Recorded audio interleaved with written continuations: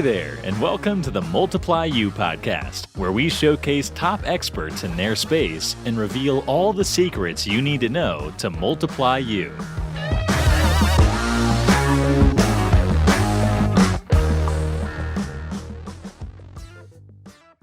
Hey, good morning, everybody. Austin Clark here, host of the Multiply You podcast.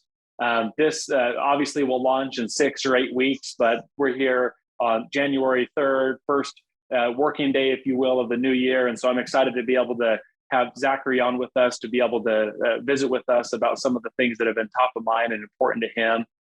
Before I introduce Zachary, who owns a phenomenal pest and wildlife company out of Wisconsin, this episode, as they all are, it's brought to you by my company, Ewert Pest Control. We are growing. We had a record-breaking year locally and nationally in 2022. We're looking to be able to do the same in 2023.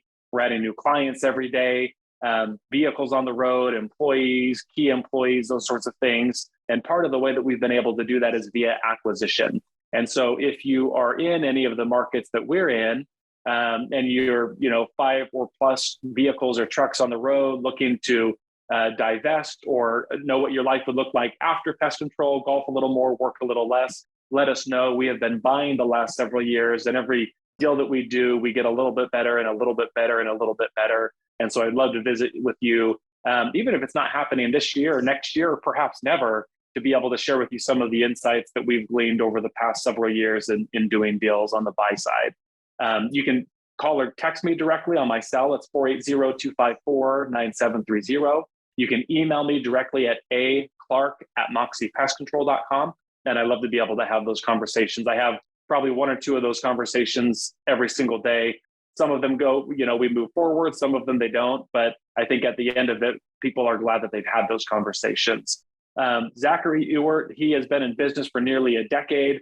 I think that we're on opposite ends of the spectrum as far as geography and climate goes. I'm running my shop out of Phoenix. You're running yours, Zachary, out of Wisconsin. It's like 60 degrees or 65 degrees and sunny here today. Probably not that same environment where you're at, but I'm excited to be able to dig in and talk a little bit. How are you doing, Zachary? Pretty good. Enjoying the 20-degree cold weather. Yeah. Yeah. You got to bundle up a little bit for that. Yep. Well, hey, I usually like to start with a little bit of the backstory. In pest, people say, that they don't go looking to have a career in pest control. Pest control kind of finds them. And so what were you doing before you opened your own company, in 2015 or so? And what is a little bit of your backstory before you were doing what you were doing? Well, I mean, it's really funny because a lot of people in the industry talk about Billy the Exterminator, right? So that was a pretty big thing. So back in 2015, I worked for Time Warner Cable originally, and I liked the aspect of being out on the road, driving to customers, talking with customers, working at their location, not exactly being stuck in one building the entire day, that kind of concept. While I was working with them, I heard stories about pest control all the time. Oh, we found cockroaches in cable boxes. Oh, we found this here, that there. And then that really sparked my interest. Growing up, I wasn't a bug person. I didn't like bugs. I didn't like rodents and rats, anything like that. So it was going to be something that was fun and challenging and new to me, and I wanted to try it out. And that's exactly what I did. I went from Time Warner Cable to a larger company here in Wisconsin. Worked with them for about 2 years or so, and just fell in love with the entire aspect of pest control. There's so much around it. There's so much security in the field, education, and there's so many different insects, rodents, wildlife out there that you can deal with that you can make an impact. And it's not just an impact at one customer. It's a health impact. It could be, to the general public. It could be to a residence, a commercial facility. So there's a lot of responsibility that comes with it. And that was something that was greatly, demeanor to me that I loved and wanted to do. Very cool. What were some of the early days of business like for you? So you decided, hey, there's something here. This is something that I could probably do. And then you did it. What was the first 2 or 3 years like? I don't want to say it was like super rough because I don't think it was. I had a really good backing of family behind me, which made a huge impact. Obviously, if you don't have like family and friends that can back you up or help support you during those times, it's a little bit more difficult. I had a back end though that helped support me during the transition and the process. Because obviously you have to start off with minimal equipment, minimal product. I started off with a 1998 Dodge Grand Caravan, and it was just a rust bucket, but you had to start somewhere. I didn't have a bunch of money. I used my last paycheck from the previous company to basically buy the equipment to get started. You Um, went all in. You burned the ships. You were going to make this work no matter what. I went all in, and it was a fun adventure. It was a roller coaster of ups and downs. It was a lot of learning. That's the biggest thing. I never went to college for business management or nothing like that.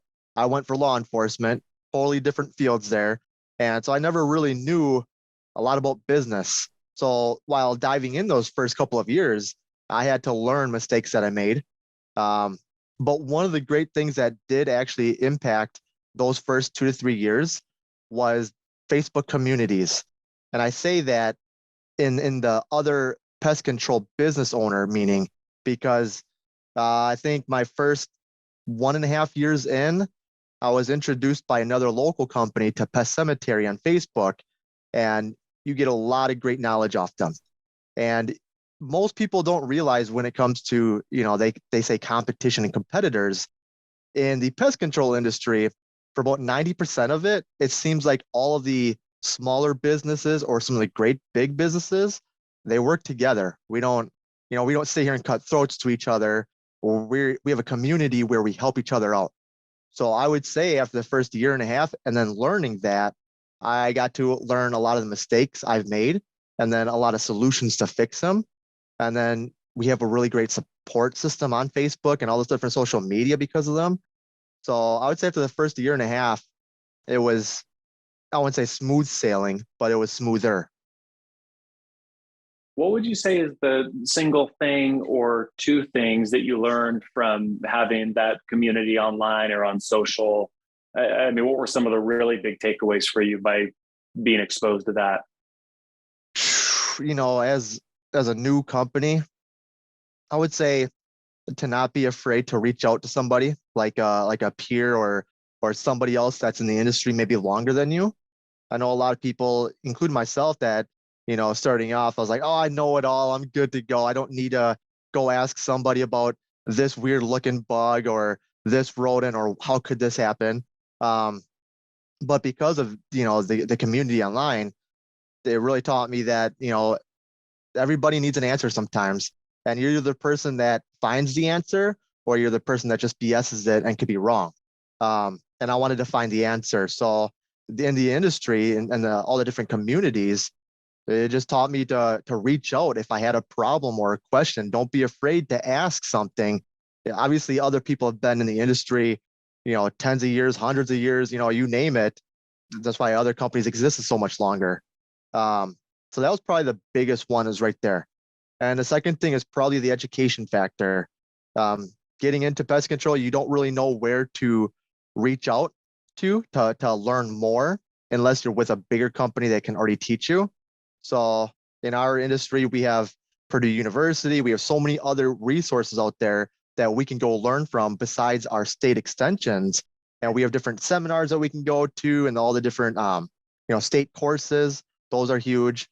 So, coming into the industry, I didn't know about those.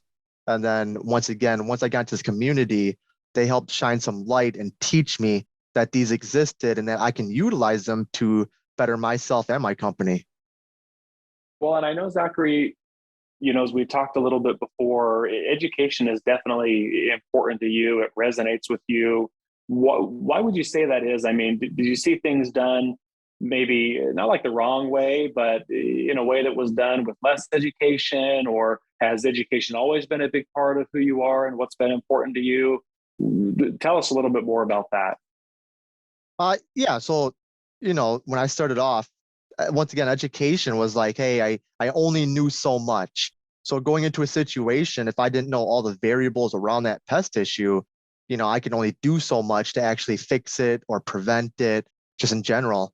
So my thing was education, and I know I've worked with other companies too that didn't use education as your first stepping stone.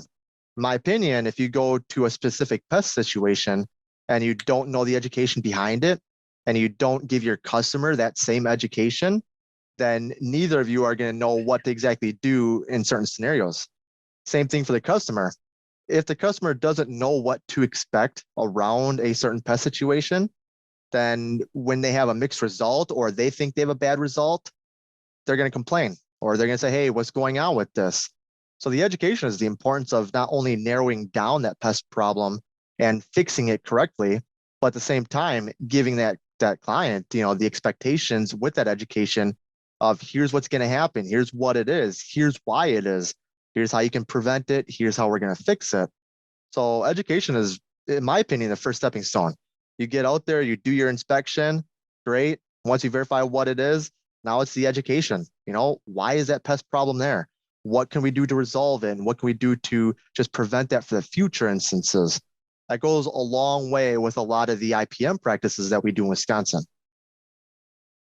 Yeah, no, and I appreciate that you said that because kind of like we were talking about before, I mean, at the end of the day, it's really all that we've got to lean on. Look, like we all use the same vehicles for the most part. We all use the same products for the most part, or we've got access to all the same products, equipment. I mean, it's all essentially the same. And so really at the end of it, like the finished product that our customers will receive comes from the education that our people either on the phone and more specifically, our people in the field will carry with them. And so, for us at Moxie, it's a really big deal. I mean, we've put our money, if you will, where our mouth is. I mean, for over a decade plus, probably quite frankly, close to 2 decades now. I mean, we carve out 30 minutes a day for every single employee, whether you're in the field, whether you're in sales, whether you're in the office, whether you're in billing, whether you're in whatever it might be, to be able to train on either it might be an insect, it might be a product, it might be a best practice, it might be customer service, it might be something that's important to the company, like our core values or our mission statement. Every single day, Monday through Friday, without fail, like we have got time set aside to be able to do that. Maybe it does, maybe it doesn't, but we certainly feel like that moves the needle and makes a difference. And we see it. We would like to think in retention and customers that are returning and sticking with us and those sorts of things. And anyway, so we talked a little bit too, Zachary, before, kind of about work-life balance. That's something that you feel that at least this last year you've gotten a pretty good handle on. Where did some of those thoughts come from? I mean, were you out of balance, and so that kind of it made you think, hey, I got to do something here, or launching your company, nearly a decade ago, was that something that you knew that you wanted to maintain balance of kind of from the get-go? So when launching it, it wasn't like the first thing in my head wasn't, hey, I got to find a way to balance here. I also didn't have the aspect of what an owner is, right? Or owning a company or running a company. So none of that exactly came into mind or thought when I opened the business. So I didn't know, to me, I was a tech before I opened my own business. Jumping from a tech position to being an owner of a business, two completely different things. Just because I'm not out in the field, it doesn't mean I'm not on the computer doing records, work orders. It doesn't mean I'm not on the phone calls with somebody or handling legal documents. So there was a lot behind it that I didn't know about getting into it. So jumping into it, work, the whole company really took over my life. As a new business owner, you really want to invest everything you can into it and your time to make it grow, to make it work, for learning. And even after hiring employees and having, we have a CSR, we have 4 techs. So even after hiring all these employees and bringing them on board, it's still super busy. I never truly learned until last year how to, I don't want to say juggle, but how to make, my work life and then my home and family life balance together. So past how many years I've been letting the work and business side of things take over, where, hey, it was, Saturday afternoon, we're supposed to be doing something, but I need to run to this client's house, right? Oh, it's Sunday night. I'm going to run to this client's house. And, it got to the point where then it's like, okay, well, now my kids are like, well, why you got to go to work? It's Sunday night and this and that. And that plays a role, especially on the younger children too. Like I have toddlers. So, they expect me home on Sunday nights. So last year, I started taking what we call mastermind programs, where it's a group of business owners that have the like mind to want to learn and do better and just advance with themselves and their companies. And that's when I really realized my work life and my home life or family life were just completely out of whack. And I had to, find the right time where my business ran and then find the other time where my family could run where they don't intervene and I don't let them intervene. And biggest thing for the New Year's resolution for 2023 is that I will maintain my work life and my family life the entire way through. So I will give them both their time exactly how they're supposed to be without letting the work life overrun it like I have. So you mentioned the mastermind group. Where else did you turn, or what other resources did you listen to podcasts? Did you read different books? Did you turn to family or friends or, trusted, people? Where else did you turn to kind of get a grasp on, hey, I'm a little out of balance. I want to become more in balance with work life and business or what have you. Where else did you turn? Well, I've read a couple of books. I've listened to a podcast or two here and there.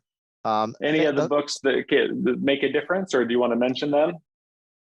Nothing that I don't remember the Was one super title of it. impactful, huh? I won't say that wasn't super impactful. Like I take the learning from each of them in their own way.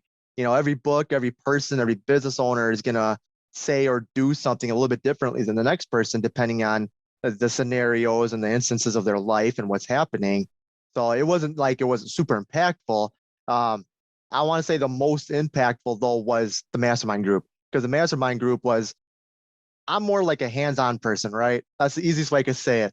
So reading a book and really listening to a podcast, like I can hear it all day long, but until that podcast reaches out to me or that book reaches out to me and it like grabs me, is like, you got to do this, right? It's a little bit more difficult versus like the mastermind group when we get to meet in person with the same business owners all the time. And they're not just other business owners. They become so much more than that. They become like something you can lean on, like another shoulder pretty much with your issues.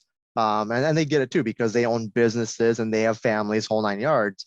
And I would say that was kind of the most impactful when it came to realizing that I really need to balance the two out.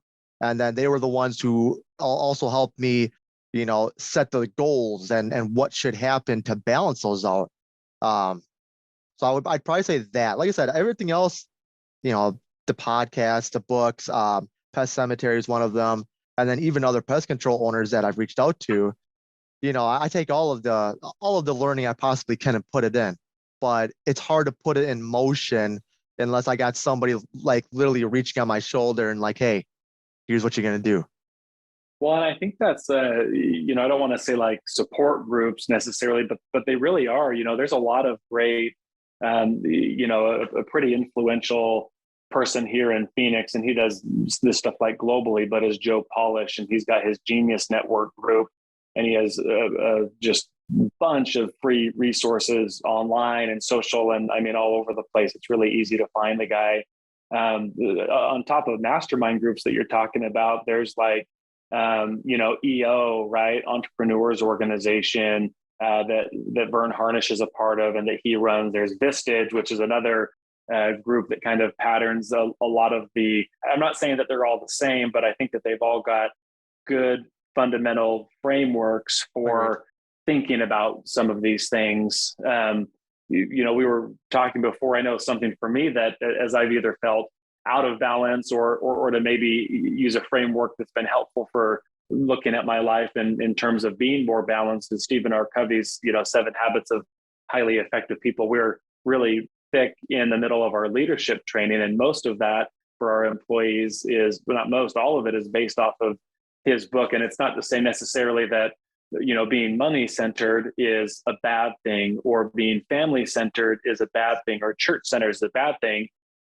Covey's argument is just to say, hey, he argues or believes that, being principle centered encompasses all of those things. And that as we shift our paradigms and look through life in that sort of lens, then we can do things in a principled sort of way that may help us to be a little bit more balanced, as you've said. So, Yep. Are there things? So, you certainly want to have balance in your business life and in your family life. I think a lot of people that will listen to this, it'll be a couple of weeks, but everyone is in that mode right now. New Year's just happened. I mean, like I said, here we are on January 3rd. People are thinking about goals. We did this much in revenue this year. We want to do this much next year. Personally, I mean, everyone wants to make a little bit more money, lose a little bit more weight, all of those sort of things. Do you have other things that help you to either goal set or make sure that you're being balanced or well balanced? I mean, I'd say the biggest thing is probably the peers around me, right? Like I said, my mastermind group, they're a support system, and it's not like we just are just meeting here and there. We're more like friends, and we get to know each other whole 9 yards. So that's, besides family, that's the biggest one. Keeping track of goals, right? Especially business related goals. Obviously, those are different than like my family set of goals or my life set of goals. But the cool thing is, like, all the softwares can help me keep on track with all my business goals, right? So my revenue goals, my callback goals, reservice ones, all that fun stuff. So I owe a lot to the software that we use because of that, for business wise. But family wise, we have a lot of goals that my family is very personal with that we keep. So they don't know the business side of things, unfortunately. They're not the business individuals, but when it comes to the family backup, it's what they're there for. Yeah, no, very good. Well, Zachary, this has been incredible. I certainly want to give you the last word as we kind of start to round some of this out. I mean, as we're starting a brand new year, what is something that you would say to business owners out there, or maybe encourage them to do so that their 2023 can be a little bit better than their 2022? And then also, please, if people want to continue the conversation, what's the best way to be able to reach you or contact you? Do they email you or find you online, or what's the best way to do that? Absolutely. So set goals. Goals are a big thing, and then keep the goals. Find your support system, okay, first, and then give them your goals so that way they can help you achieve them. Because not everybody can achieve their goals by themselves. Sometimes you need that person to give you the boost. So once you set your goals and you find somebody that can help you with them, keep it. Second thing would be reach out to peers. It could be somebody in the same city, state, country. It could be a different country. There's so many things around it, but reach out to somebody if you need help with a bug, an insect, any kind of insect out there, a rodent, a wildlife, an exclusion technique.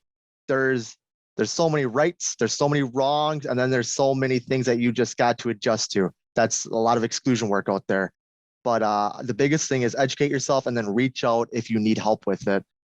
Don't be afraid to make that initial connection. Send somebody an email.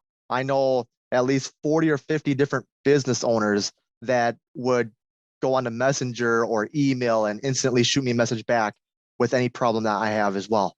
Also, get on social media. A lot of people are not on social media, and I think that's, being in 2023, that's a huge thing right now when it comes to our industry, is social media and the presence that we have with each other on the different networks.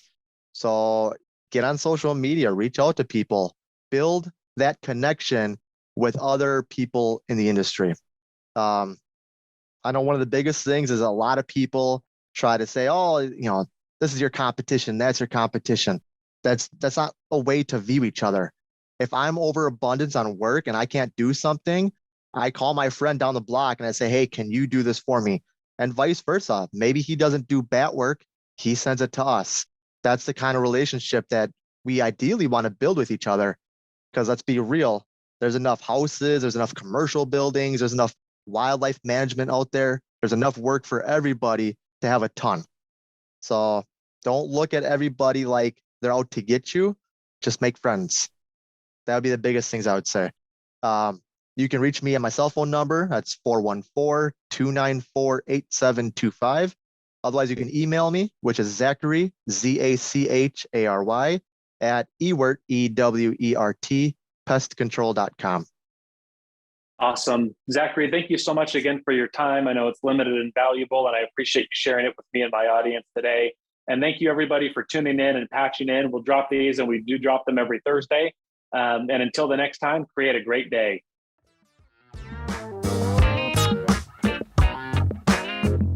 Thank you for listening to the Multiply You podcast. You'll see us again soon when you subscribe for future episodes.